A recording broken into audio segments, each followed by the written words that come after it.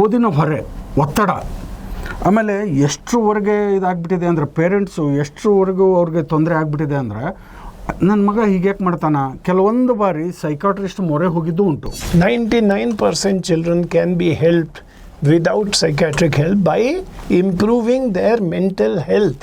ಇವಾಗ ಅಕಸ್ಮಾತ್ ಇದು ನಿನಗೆ ಒತ್ತಡ ಅನ್ಸಿದ್ರೆ ಏನೇನು ಮಾಡ್ಬೋದು, ಇದು ಮಾಡಿದ್ರೆ ನಿನಗೆ ಎಷ್ಟು ಮಾತ್ರ ಸ್ವಲ್ಪ ಆರಾಮ ಅಂತ ಅನ್ಸುತ್ತೆ. ಇವತ್ತಿನ ದಿನದಲ್ಲಿ ಹೇಗಾಗಿದೆ ಮಕ್ಕಳಿಗೆ ಓದಿನ ಹೊರೆ, ಒತ್ತಡ, ಆಮೇಲೆ ಎಷ್ಟರವರೆಗೆ ಇದಾಗ್ಬಿಟ್ಟಿದೆ ಅಂದರೆ ಪೇರೆಂಟ್ಸು ಎಷ್ಟರವರೆಗೂ ಅವ್ರಿಗೆ ತೊಂದರೆ ಆಗಿಬಿಟ್ಟಿದೆ ಅಂದರೆ ನನ್ನ ಮಗ ಹೀಗ್ಯಾಕೆ ಮಾಡ್ತಾನೆ, ಕೆಲವೊಂದು ಬಾರಿ ಸೈಕಾಟ್ರಿಸ್ಟ್ ಮೊರೆ ಹೋಗಿದ್ದು ಉಂಟು.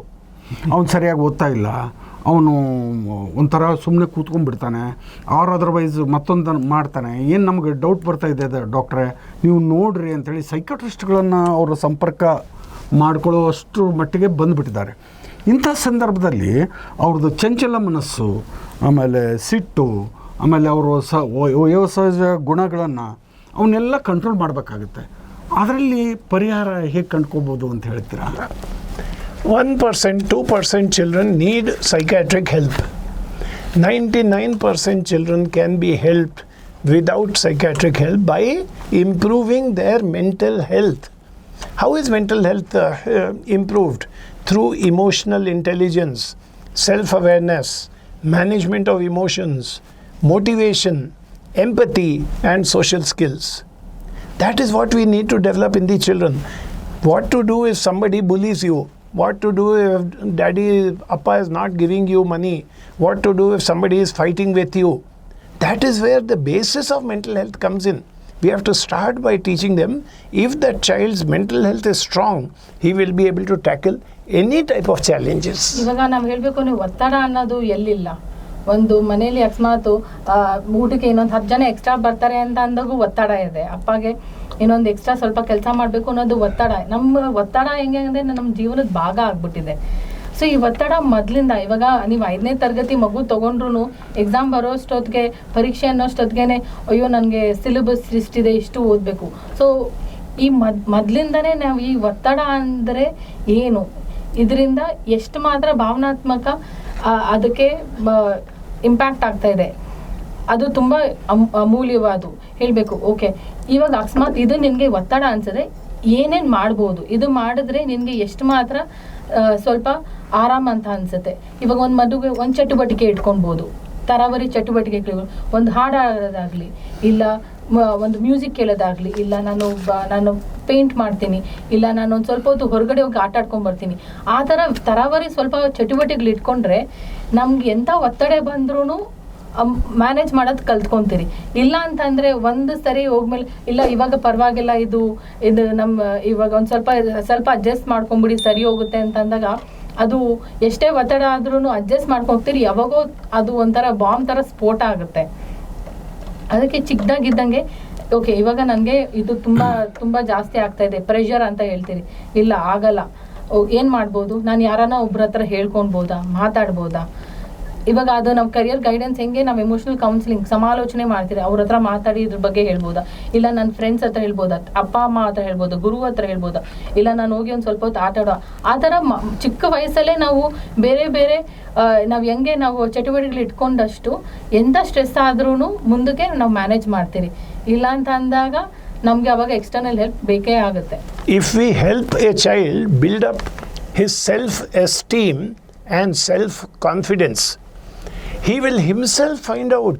Today's children, just using their mobile, they find out things which are not available anywhere, but they get the information, they know how to use the information. So while the child is growing up, before he comes to the stage where he has to select his career, move on to higher studies, encourage the child. Parents, teachers who put down the child, hey, what will you do, you are good for nothing, those are the children who suffer. If the child feels, I can also do well, I can also achieve, I can rise up and do things, then he himself will find a way. He will go to the right people, he will ask questions. Like we were saying, he can just sitting in his village, he can call us in Bangalore, or he can send us an email, we can guide him. There are so many children who are doing that. But who are the ones who do that? They are the ones whose self-esteem and self-confidence is nurtured. ಇದಕ್ಕೆ ನಾನು ಹೇಳಬೇಕು ಅಂತಂದರೆ, ಇವಾಗ ನೀವು ಮಗುಗೆ ಒಂದು chocolate ಕೇಳಿದಾಗ ಅಪ್ಪ ಅಮ್ಮ ಕೊಡ್ಸಲ್ಲ ಅಂತ ಅಂದಾಗ ಹೆಂಗೆ ಹಠ ಮಾಡಿ ಹಣ ತೊಗೊಳುತ್ತೆ ಮಗು.